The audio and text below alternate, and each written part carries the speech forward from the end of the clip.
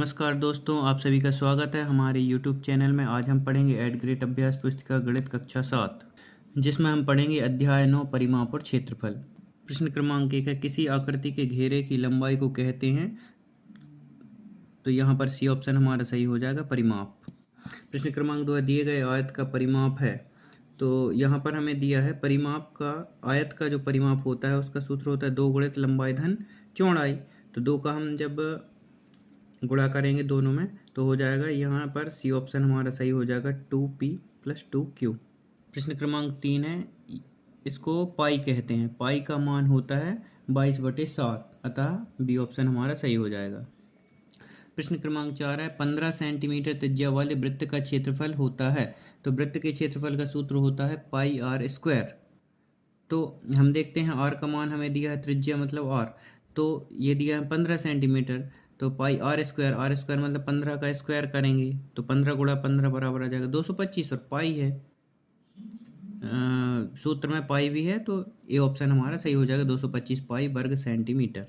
प्रश्न क्रमांक 5 है, एक आयताकार मैदान की लंबाई 40 मीटर तथा चौड़ाई 30 मीटर है, तो आयत का परिमाप होगा।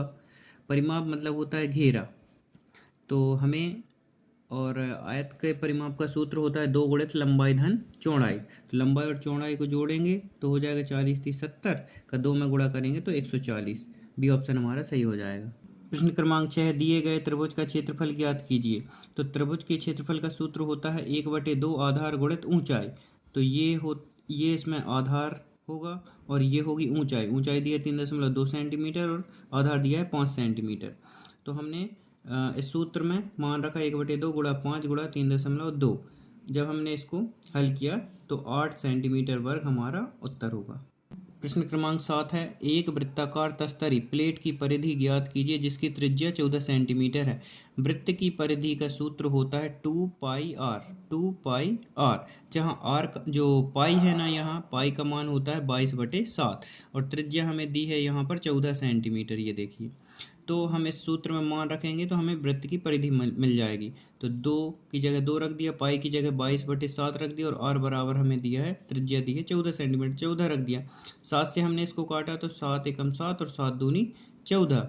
तो फिर हमारा हो जाएगा 2 का गुणा 2 में करेंगे तो 2 दूनी 4, और 4 का गुणा 22 में होगा तो 88 सेंटीमीटर हमारा उत्तर हो जाएगा। प्रश्न क्रमांक 8 है, दी गई आकृति में त्रिज्या ज्ञात कीजिए। तो इसमें हमें त्रिज्या सिर्फ ज्ञात करनी है, और किसी वृत्त की त्रिज्या व्यास की आधी होती है। जो ए बी हमें दिया है ना, यहाँ से यहाँ तक, ये व्यास कहलाता है। और बिंदु यहाँ से यहाँ तक, मतलब हम कहें तो ओ बी एक त्रिज्या होगी, और यहाँ से ओ ए भी एक त्रिज्या होगी। मतलब हम कह सकते हैं कि ये पूरा व्यास है और इसका जो आधा इतना भाग है ये त्रिज्या कहलाती है। तो हम देखेंगे ए बी बराबर व्यास है, वो भी कितना है 24 सेंटीमीटर। तो त्रिज्या निकालनी है, त्रिज्या का सूत्र बनता है व्यास बटे 2। तो व्यास हमें दिया है 24, 24 में 2 का हम भाग कर देंगे तो हमें त्रिज्या मिल जाएगी, त्रिज्या हो जाएगी 12 सेंटीमीटर। प्रश्न क्रमांक 9 है, यदि एक समांतर चतुर्भुज का क्षेत्रफल 28 सेंटीमीटर वर्ग और आधार 7 सेंटीमीटर हो तो ऊंचाई ज्ञात कीजिए। तो समांतर चतुर्भुज का क्षेत्रफल का सूत्र होता है आधार गुणा ऊंचाई। आधार हमें दिया है और क्षेत्रफल दिया, तो क्षेत्रफल की जगह हम क्षेत्रफल रखेंगे। तो यहाँ लिख दिया हमने 28, और आधार की जगह हमने 7 लिख दिया। ऊंचाई नहीं दी है तो उसको क्यों कहते हो, 7 का हम यहाँ से पक्षांतर करेंगे तो ये गुणा में है, भाग में जाएगा। तो 28/7 बराबर हो जाएगी ऊंचाई, 7 एकम 7, 7 चौके 28, तो 4 सेंटीमीटर हमारी ऊंचाई हो जाएगी। प्रश्न क्रमांक 10 है, प्रियांशु 14 सेंटीमीटर त्रिज्या वाली एक वृत्ताकार प्लेट को 2 बराबर भागों में विभाजित करता है। प्रत्येक अर्धवृत्ताकार प्लेट का परिमाप ज्ञात कीजिए।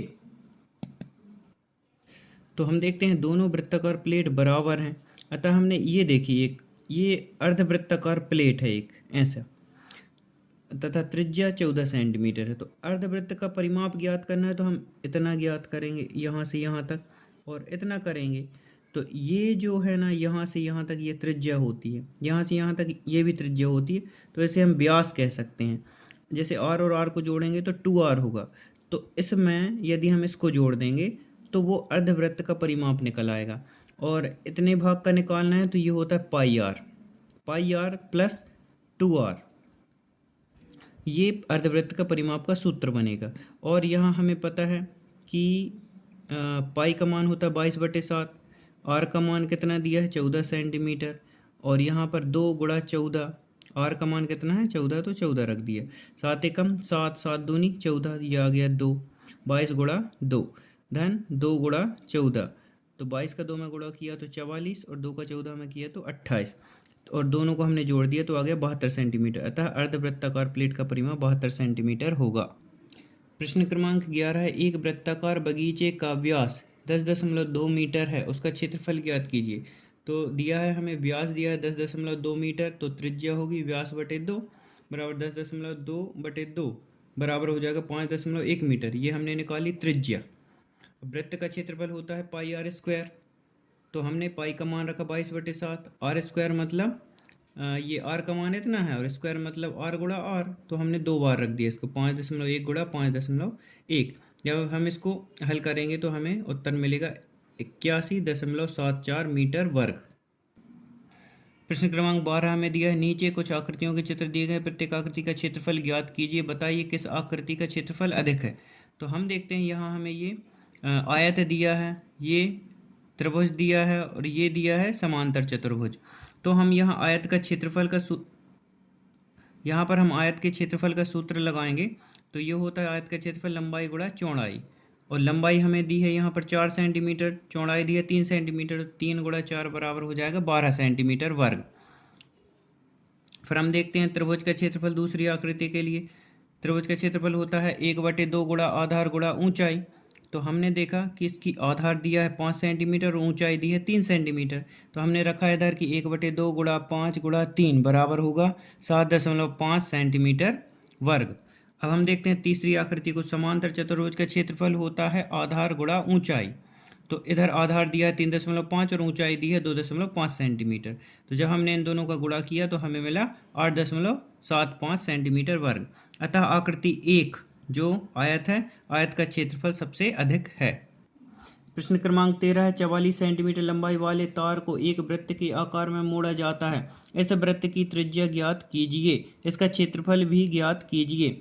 ये आधा प्रश्न है इधर, और इसके दूसरा भाग है, यदि इसी तार को दोबारा एक वर्ग के आकार में मोड़ा जाता है तो इसकी प्रत्येक भुजा की लंबाई क्या होगी, कौन सी आकृति अधिक क्षेत्रफल घेरती है, वृत्त या वर्ग। तो हम देखते हैं, सबसे पहले हमने उस तार को मोड़कर, ऐसा एक सीधा तार था उसे मोड़कर एक वृत्त के आकार में मोड़ दिया है, और वृत्त का जो ये वाला भाग होता है, जो घेरा होता है, उसे हम परिधि कहते हैं। तो तार की लंबाई को हम क्या कह सकते हैं, वृत्त की परिधि, तो हमने लिख दिया इधर तार की लंबाई बराबर वृत्त की परिधि, और वृत्त की परिधि का सूत्र होता है 2 पाई आर।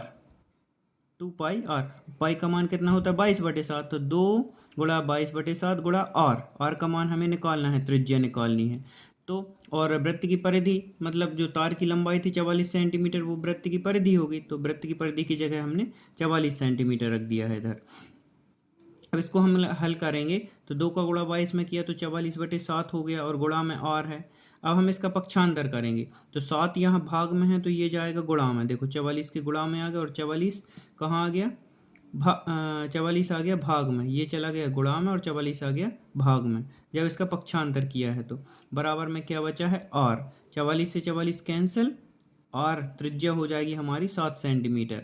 अब ये त्रिज्या जो हमें प्राप्त हुई है, इसको हम क्षेत्रफल ज्ञात कर सकते हैं इससे, तो वृत्त का क्षेत्रफल हो जाएगा पाई आर स्क्वायर, ये वृत्त के क्षेत्रफल का सूत्र होता है, और पाई का मान होता है 22/7 गुणा ये आर बराबर हमने निकाला है 7, तो 7 का वर्ग, 7 का वर्ग मतलब 7 गुणा 7, एक 7 से एक 7 कैंसिल होगा, और 22 का 7 में गुणा करेंगे तो 154 सेंटीमीटर वर्ग वृत्त का क्षेत्रफल हो जाएगा। अब प्रश्न क्रमांक 13 का जो दूसरा भाग था कि उसी तार को मोड़कर एक वर्ग के आकार में मोड़ दिया है, अब हमने तो इस वर्ग की भुजा हमें निकालनी है, तो वर्ग का ये जो घेरा होता है इसे परिमाप कहते हैं, और जब वृत्ताकार हो जाता है तो इसी को परिधि कहते हैं। तो हम देखते हैं वर्ग का परिमाप बराबर होगी तार की लंबाई के, तो तार की लंबाई कितनी है 44 सेंटीमीटर, तो वर्ग का परिमाप बराबर 4a, इस सूत्र होता है। ये जहाँ पर ए जो होती है ना, वो एक भुजा, जैसे ये भुजा है ना, इसको ए बोल सकते हैं, ये वाली भुजा ये भी ए होगी, और वर्ग की चारों भुजाएं बराबर होती हैं, इसलिए वर्ग का परिमाप का सूत्र होता है 4 गुणा भुजा या 4a, ए बराबर होता है भुजा, तो 44 बराबर हो जाएगा 4 गुणा ए, जो और वर्ग का परिमाप मतलब ये घेरा हमें दिया है 44। अब हम देखते हैं 4 का पक्षांतर करेंगे इधर से, तो ये गुणाम है, भाग में पहुंचेगा, तो 44/4 हो जाएगा बराबर ए। तो 4 का इसमें भाग लगाएंगे तो 11 सेंटीमीटर हमें प्राप्त हो जाएगी भुजा। अब वर्ग का क्षेत्रफल होता है ए स्क्वायर, ए स्क्वायर मतलब भुजा गुणा भुजा, तो ए स्क्वायर मतलब 11 का वर्ग, क्योंकि भुजा हमने 11 निकाली है, तो 11 का वर्ग, 11 का वर्ग मतलब 11 गुणा 11, और 11 गुणा 11 करेंगे तो हमें 121 सेंटीमीटर स्क्वायर मिल जाएगा ये। तो वर्ग का क्षेत्रफल होगा 121 सेंटीमीटर वर्ग। अतः हम कह सकते हैं कि वृत्त के द्वारा अधिक क्षेत्रफल घेरा जाता है। प्रश्न क्रमांक 14, एक किसान अपने खेत के केंद्र पर 7 मीटर त्रिज्या वाली एक फूलों की क्यारी खोदता है। उसे खाद खरीदने की आवश्यकता है। यदि 1 मीटर स्क्वायर क्षेत्रफल के लिए 1 किलोग्राम खाद की आवश्यकता हो तो उसे कितने किलोग्राम खाद खरीदनी चाहिए। तो इसमें हम 7 मीटर त्रिज्या वाली फूलों की क्यारी खोदता है, तो इसके लिए हम उसका क्षेत्रफल निकालेंगे उस क्यारी का। तो हम देखते हैं वृत्त का क्षेत्रफल बराबर होता है पाई आर स्क्वायर, दिया है अपन को आर, आर मतलब त्रिज्या दी है 7 मीटर। अतः वृत्ताकार खेत का क्षेत्रफल क्या होगा, पाई का मान रखा हमने 22/7, और आर स्क्वायर मतलब 7 गुणा 7 रखेंगे, 7 का स्क्वायर मतलब 7 गुणा 7, 22/7 गुणा 7 गुणा 7, 7 से 7 कैंसिल, 22 का 7 में गुणा करेंगे तो 154 मीटर वर्ग होगा। अब हम देखते हैं 154 मीटर वर्ग के लिए खाद की आवश्यकता, कितनी खाद लगेगी इतने क्षेत्रफल में। तो हम देखेंगे कि 1 मीटर स्क्वायर में क्षेत्रफल के लिए 1 किलोग्राम खाद लग रही है, तो 154 मीटर स्क्वायर में कितनी लगेगी, 154 का 1 में गुणा करेंगे तो 154 किलोग्राम ही खाद की आवश्यकता होगी। प्रश्न क्रमांक 15, अपने परिवेश से किन्हीं 5 वृत्ताकार वस्तुओं की त्रिज्या माप कर लिखिए। धागे की सहायता से त्रिज्या के आधार पर व्यास एवं परिधि ज्ञात कीजिए। परिधि और व्यास के अनुपात को भी ज्ञात कीजिए तथा निष्कर्ष को परिणाम के रूप में लिखिए। तो हमने यहाँ पर ये 5 वृत्ताकार वस्तुओं का उदाहरण लेना है, किंतु हमने यहाँ पर सिर्फ 2 वस्तुओं का उदाहरण लिया है।